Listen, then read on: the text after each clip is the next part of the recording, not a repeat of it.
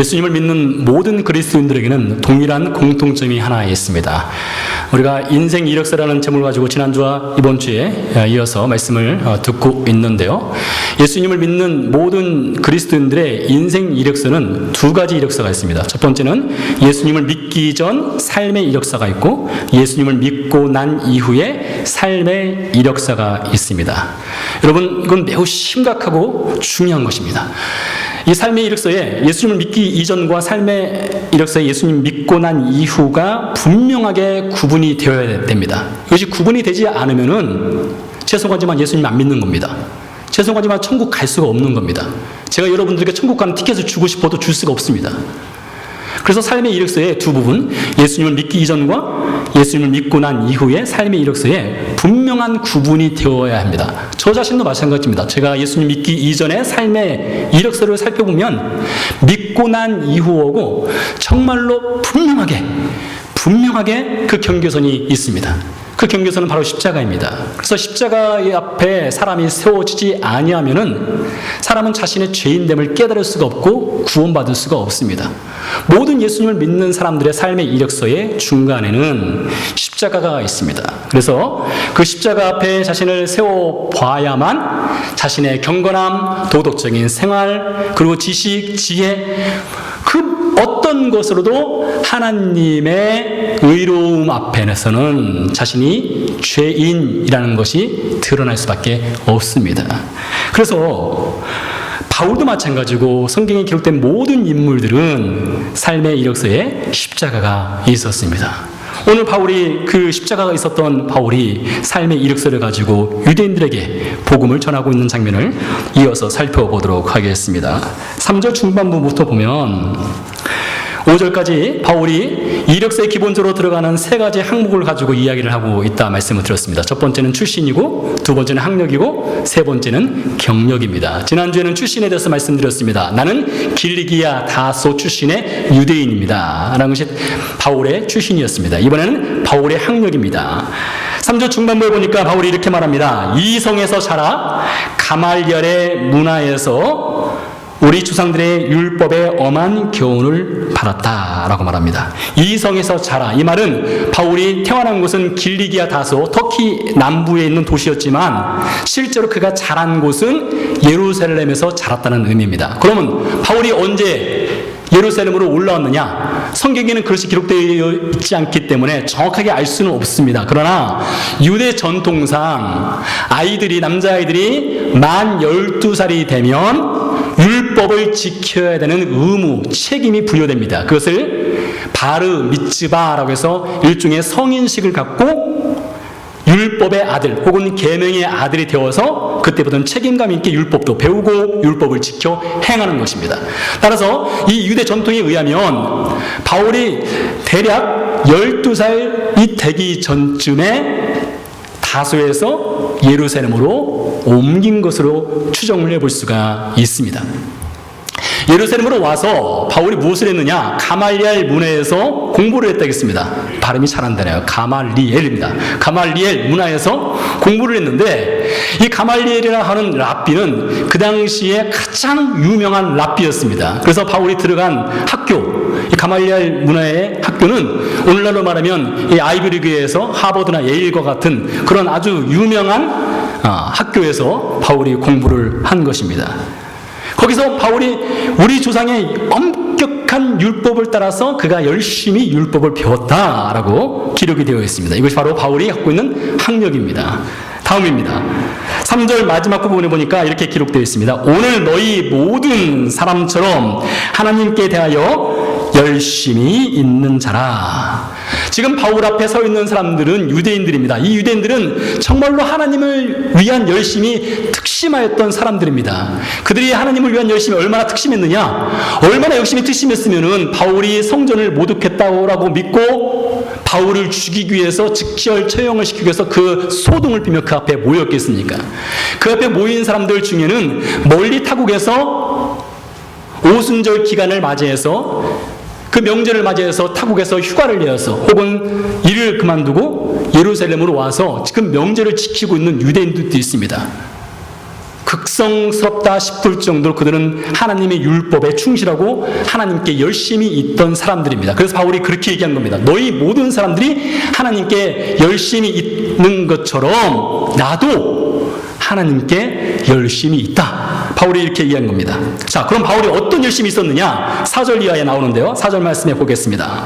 보니까 이렇게 기록되어 있습니다.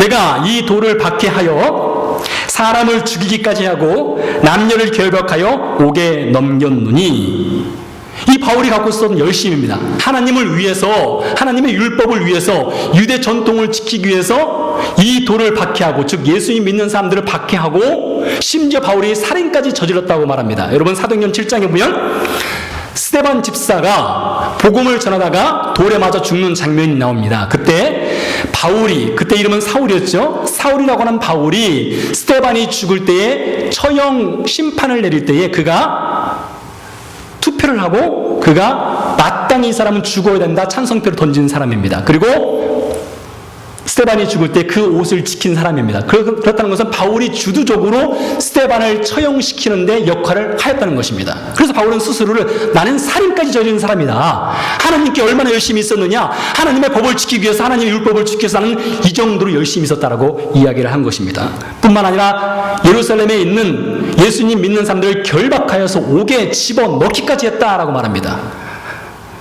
더 나아갑니다. 5절 말씀 보니까 이에 대제사장과 모든 장로들이 내 증인이라. 또 내가 그들에게서 다메섹 형제들에게로 가는 공문을 받아가지고 거기 있는 자들도 결박하여 예루살렘으로 끌어다가 형벌받게 하려고 하더니, 예루살렘에서만 바울이 열심을 낸 것이 아닙니다. 바울은 예루살렘에서 약 100마일 떨어진 다메섹까지 가서 예수 믿는 사람들을 잡아서 형벌받게 하려고 끌어오려고 하는 그 정도의 열심이 있었다라고 이야기를 하고 있는 것입니다. 그럼 도대체 왜 바울은 이렇게 예수님 믿는 사람들을 미워하고 증오하고 결박하고 핍박하고 심지어 죽이기까지 했을까요? 여기에는 몇 가지 이유가 있습니다. 첫 번째, 바울이 예수님 믿는 사람들을 왜 싫어했느냐? 첫 번째 이유는 이렇습니다. 예수님 믿는 사람들은 예수님이 하나님의 아들이라고 믿었습니다. 그런데 바울 입장에서 볼 때, 바울이 그동안 가말리엘 문화에서 공부한 그 공부의 결과로 보면 예수님은 하나님의 아들이 아니라 인간일 수밖에 없다는 거예요. 예수님은 인간인데 어떻게 그를 하나님의 아들이라고 하느냐? 그것을 믿지 않는 것입니다. 그렇기 때문에 이들을 핍박하는 겁니다. 두 번째, 바울이 예수님 믿는 사람들을 핍박하는 이유는 예수님이 어떻게 죽었습니까? 나무에 달려 죽었습니다. 하나님의 율법에 의하면 나무에 달려 죽은 사람은 하나님으로부터 저주를 받은 사람이라고 기록되어 있습니다. 나무에 달려 저주받아 죽은 사람이 어떻게 우리의 구원자가 될 수 있느냐? 이것이 바울이 주장하는 것입니다. 세 번째 이유입니다. 세 번째 이유는 바울이 그동안 기다렸던 메시아, 이스라엘의 구원자는 정치적으로 능력이 있어서 이스라엘을 로마로부터 해방시킬 수 있는 메시아를 기다려왔습니다. 그런데 예수님 어떻게 죽었습니까? 로마 사람에 의해서 처형당해 죽었습니다.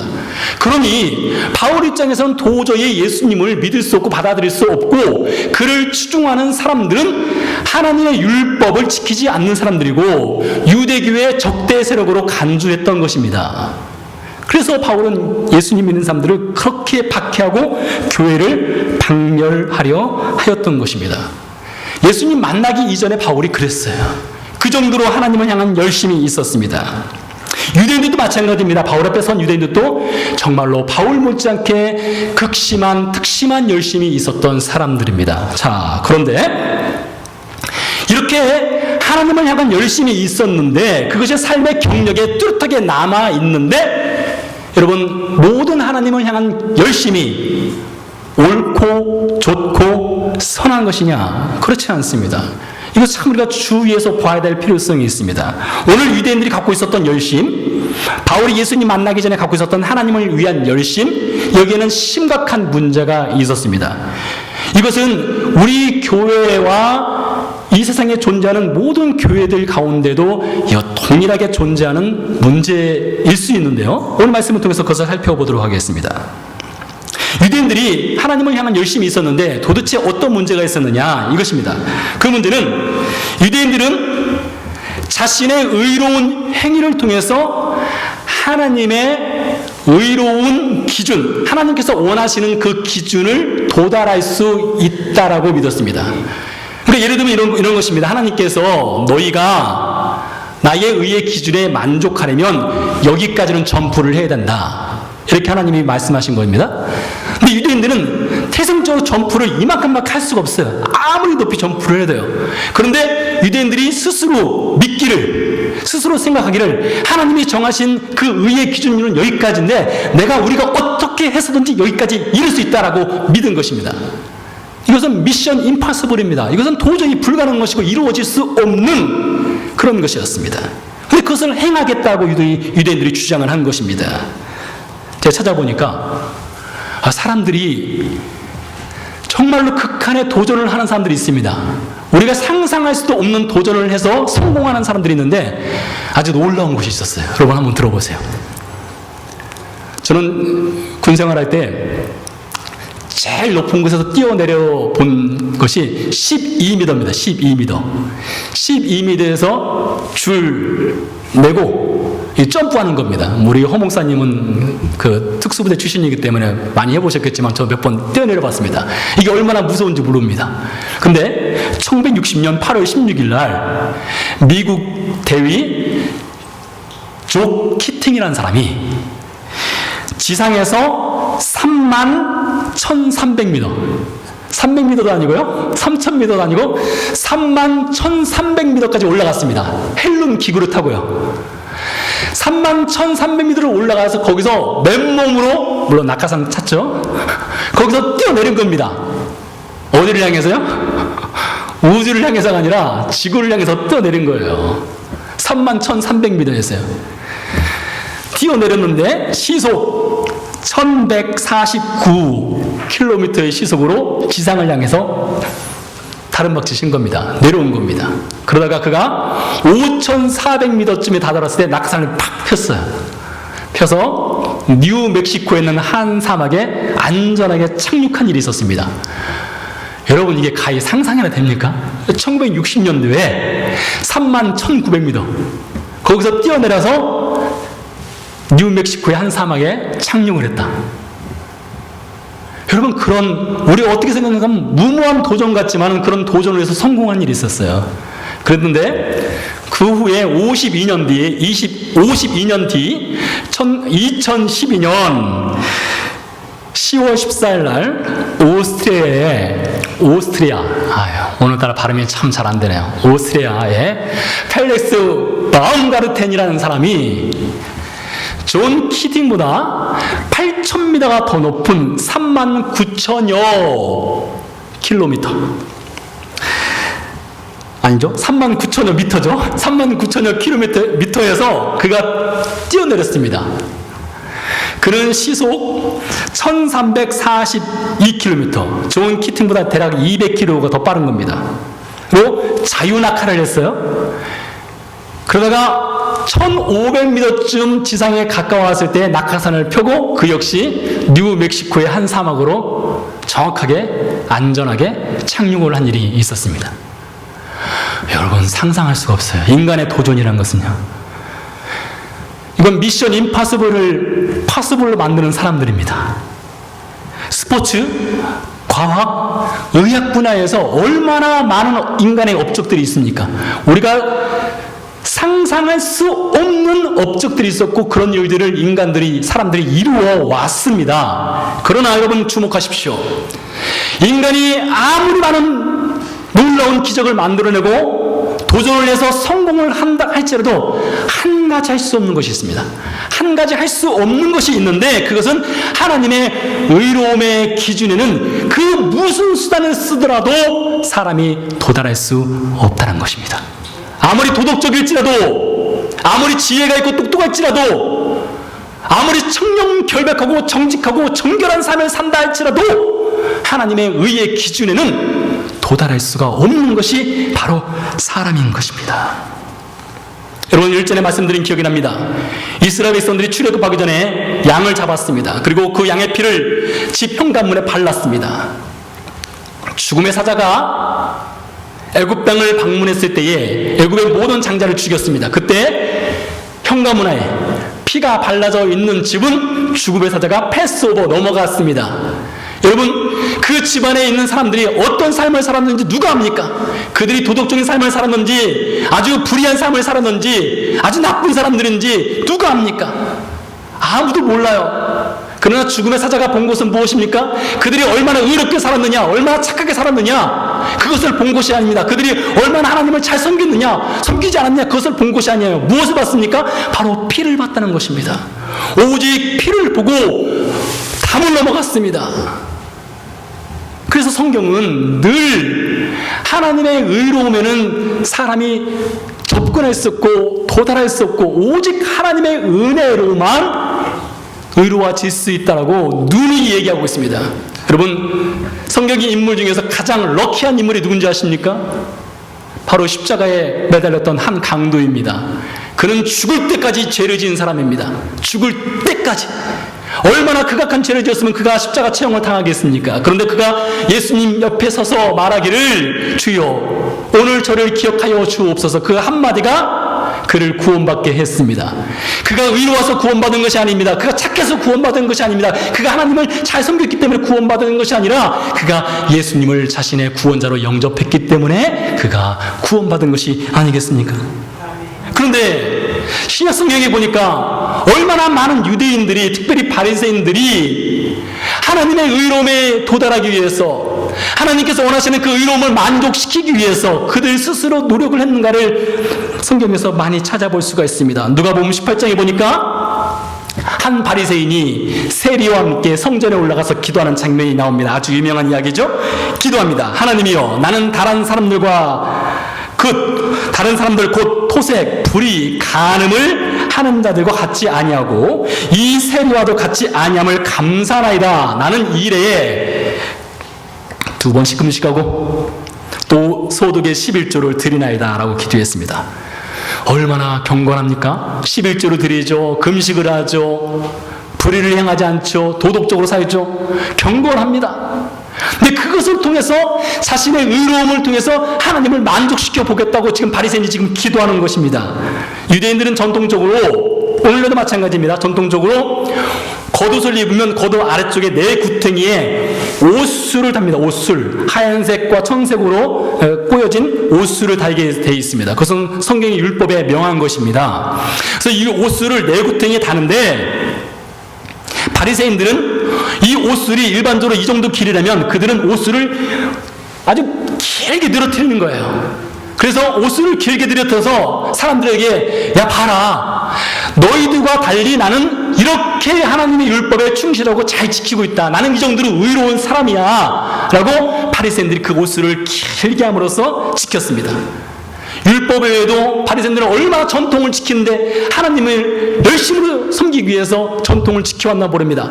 저 멀리에서 예쁜 여인이 걸어오고 있습니다. 여러분, 일반 남자라면 어떻게 하겠습니까?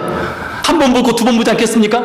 두 번 보고 세 번 볼 수도 있습니다. 그러나 바리새인들은 저 멀리에서 여인이 걸어오면은 혹이라도 그 여인을 바라보고 음란한 마음을 품을까 눈을 찔끔 감아버립니다. 눈을 감고 걸어가는 거예요. 그러다 보니까 벽에다가 머리를 부딪히는 경우도 있습니다. 그래서 바리새인들은 얼굴에 상처가 있잖아요. 그럼 그것이 그들의 영광인 거예요. 내가 이만큼 경건하게 거룩하게 살고 있다는 증거로 얼굴에 상처를 보여주면서, 내가 오늘 걸어가다가 여인이 걸어오길래 내가 눈을 찔끔 감고 걸었기 때문에 이런 영광의 상처가 있어. 그것을 통해서 자신의 의로움을 그렇게 드러내기도 했습니다. 손을 닦지 않고는 음식을 먹지 않았습니다. 정결함을 위해서냐? 그렇지 않습니다. 하나님 앞에서 좀 열심을 내기 위해서, 거룩한 것을 보여주기 위해서 그렇게 살았습니다.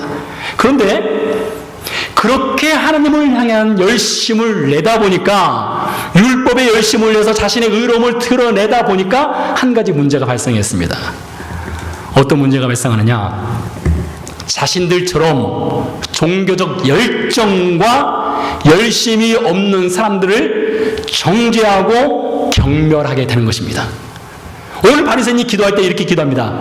주님, 저는 이 세리와 같지 않습니다. 이게 무엇입니까? 이 세리는 아주 극악한 사람입니다. 나쁜 사람이에요. 의롭지 않은 사람입니다. 도덕적인 삶을 살지 못합니다. 하나님을 섬기는 열심이 없습니다. 이 세리와 저는 달라요라고 말하는 것입니다. 그 안에 정죄가 있습니다. 경멸함이 있습니다. 비판이 있습니다. 하나님을 향한 열심은 좋은데 그 열심이 지금 삐뚤어져 간다는 것입니다. 예수님께서 마태복음 23장 23절에서 바리새인들을 향해서 이렇게 책망을 하셨습니다. 화 있을진저 외식하는 서기관들과 바리새인들이여, 너희가 박하와 회양과 근처에 11조는 드리되 율법에 더 중요한 바, 율법에서 드리는 11조는 드리는 것 좋다 이거예요. 그러나 그것보다 훨씬 더 중요한 정의와 궁율과 믿음을 버렸다. 여러분, 율법의 정신이 무엇입니까? 율법을 왜 지켜야 되는 것입니까? 율법을 지켜야 되는 이유는 성경에서 말하기를 하나님을 사랑하고 네 이웃을 네 몸처럼 사랑하기 위해서 율법을 지키라는 거예요. 11조를 왜 냅니까? 11조를 내는 이유는 하나님을 사랑하기 때문에, 내 이웃을 내 몸처럼 사랑하기 때문에 11조를 내는 거예요. 하나님께 왜 열심을 내야 됩니까? 하나님을 사랑하고 내 이웃을 사랑하기 때문에 하나님을 향한 열심을 내는 거예요. 그러나 바리새인들은 그렇지 못했습니다. 문자적인 것은 잘 지켰지만 그들이 정령 더 중하게 여기고 지켜야 될 긍휼이 없었습니다. 오늘날 교회의 문제가 바로 여기에 있습니다. 오늘날 우리의 문제가 바로 여기에 있어요. 하나님을 향한 열심이 특심한 교우들이 있습니다. 이 자리에도 마찬가지입니다. 하나님을 향한 열심이 특심하신 분들이 있어요. 그런데 하나님을 향한 열심이 특심하고 정말 열정적인 것은 좋은데 그것이 포커스가 잘못 맞춰지면은, 잘못하면은 다른 사람을 정죄하고 다른 사람을 비판하고 다른 사람을 경멸하는 문제에 빠지게 된다는 것입니다.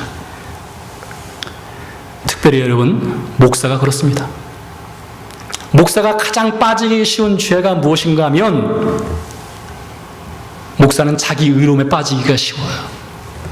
신자들보다 아무래도 하나님 말씀을 더 많이 연구하고 하나님 말씀을 볼 기회가 더 많고 묵상할 기회가 많고 기도할 수 있는 시간도 많고, 그러다 보니까 의로움의 정도가 더 넓어지고 깊어질 수 있어요.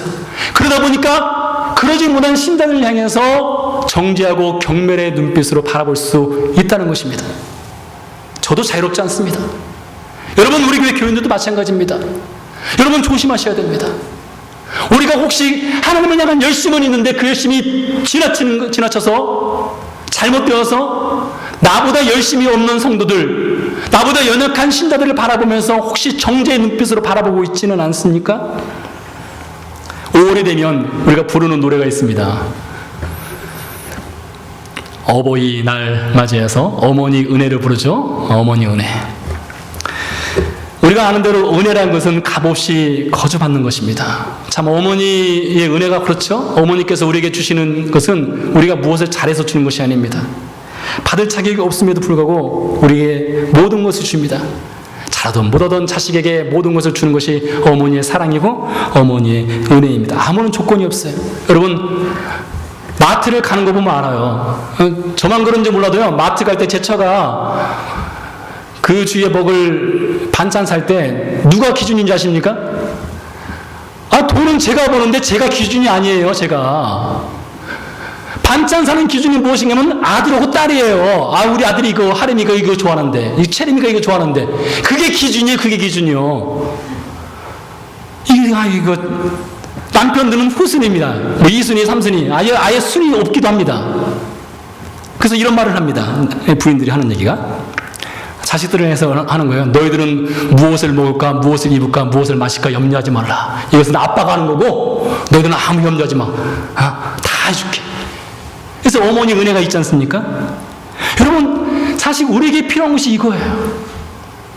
어머니의 은혜는 무조건적으로 베풀어주는 은혜인 것처럼 우리 하나님을 향한 열심히 있는 성도 여러분, 하나님을 믿는 성도 여러분, 우리에게 필요한 것은 정죄와 경멸이 아니라 우리에게 필요한 것은 어머니의 은혜, 흘러보내는 은혜예요. 무조건적으로 받아주고 무조건적으로 이해해주고 무조건적으로 안아주는 어머니의 은혜가 우리에게 필요하다는 것입니다. 여러분, 바울의 과거는 하나님을 향한 열심으로 충만했던 사람입니다. 그 자신의 의로움으로 하나님을 만족시키고 싶어 했던 사람이에요. 그 자신의 의로움으로 하나님의 의로움의 기준을 통과할 수 있으리라 믿었던 사람이었습니다.